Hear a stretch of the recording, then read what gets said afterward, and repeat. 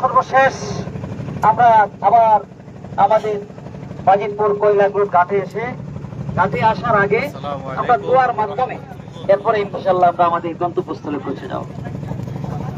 এই হলো আমাদের আজকে আলোচনার সূচি।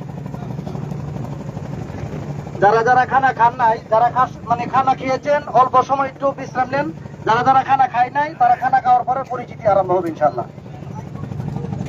5 মিনিট একটু এই পান টান যারা খাওয়ার অভ্যাস আছে এটা খাইতে থাকেন। আমার বাবা হুজুরের খানের বাটা ঢাকায় দাও।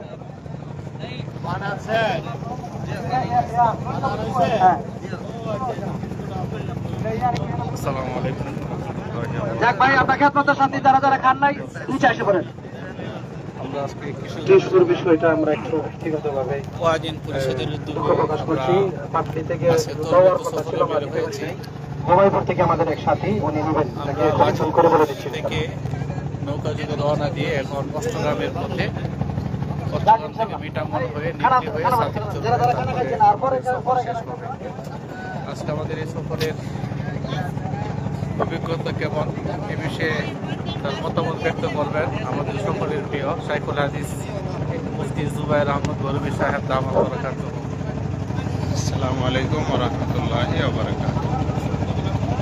দেশ বিদেশ কাছে কিংবা দূর থেকে যে বা যারা আমাদেরকে দেখছেন সকলকে আন্তরিক মোবারকবাদ জানাচ্ছি।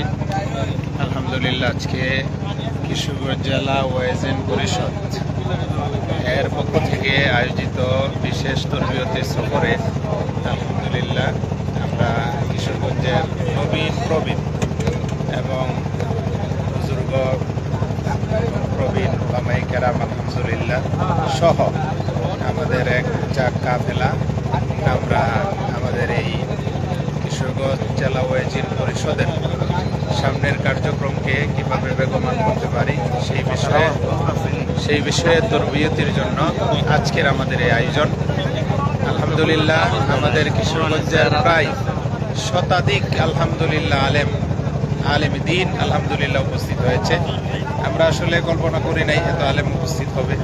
আল্লাহ তাআলার খাস মেহেরবানি, আলহামদুলিল্লাহ শতাধিক আলেম আলহামদুলিল্লাহ উপস্থিত হয়েছেন, যোগ্য বুজুর্গ এবং বিভিন্ন মসজিদ মাদ্রাসা সহ বিশেষ করে ওয়াইজিন পরিষদ যারা মাঠে ময়দানে দ্বীনের খেদমত, দ্বীনের দাওয়াত দিয়ে যারা ইসলামের খেদমত করতেছেন সকলে আলহামদুলিল্লাহ উপস্থিত হয়েছেন। প্রায় আমাদের কিশোরগঞ্জের বাটি এলাকার প্রবীণ মুরব্বী হযরত মাওলানা